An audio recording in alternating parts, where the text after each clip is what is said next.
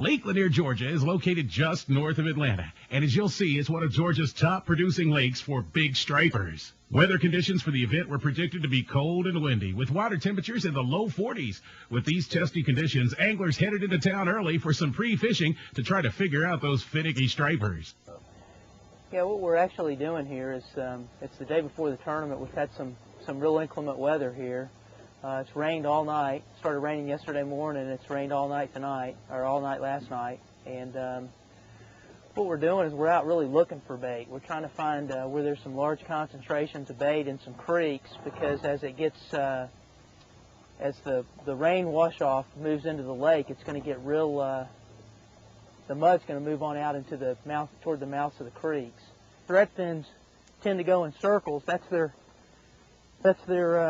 way of trying to protect themselves, is going in a circle.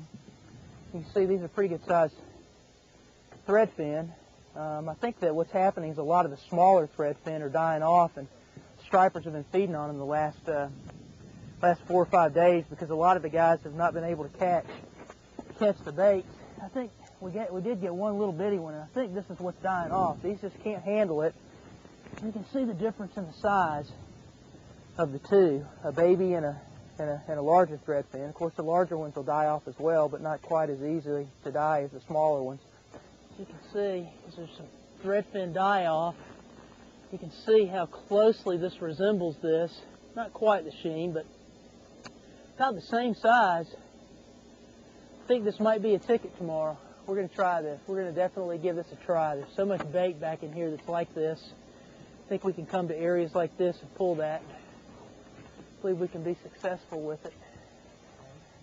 Yeah, see, the issue is back here behind us, as you can see back to the right, behind the boat here, we've got this mud line moving in. I was mentioning that a little earlier. And the wind's blowing back into the cove, so it's kind of holding it at bay a little bit.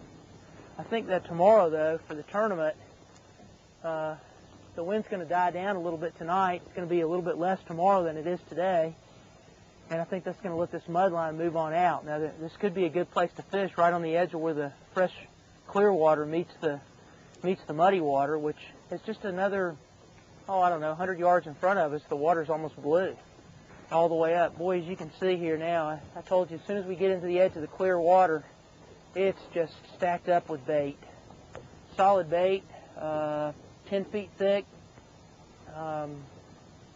I mean, all the way across the screen like that, at the speed we have the screen. That is a lot of bait. Oh, look at that. That's fish. Look at all the fish here. Look at all those fish. See them? Wow, there's a bunch of fish right here.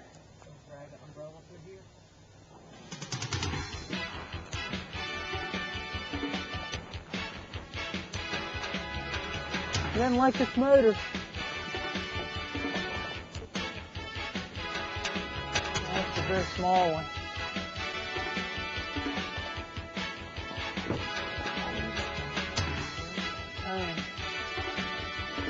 Yes,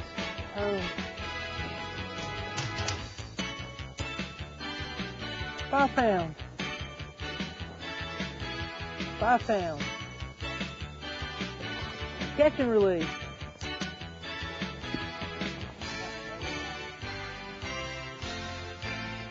Bigger than the last one, I can tell you that.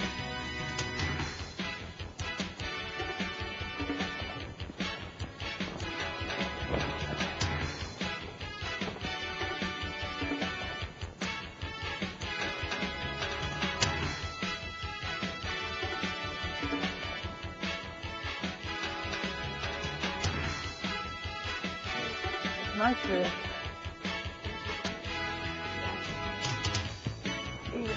Ricky.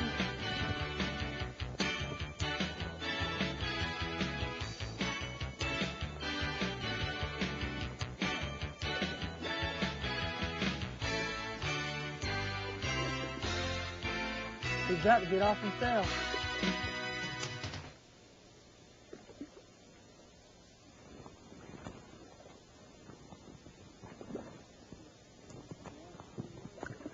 I got him.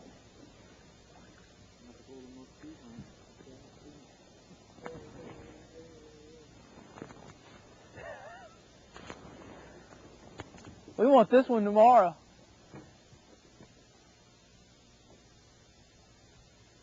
£14. Let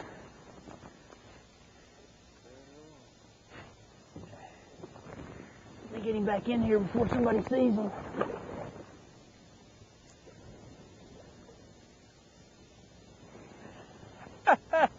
Let's hope he's here tomorrow. It looks like for Bill Carson and Team Nothing But Fish, umbrella rigs could be the ticket.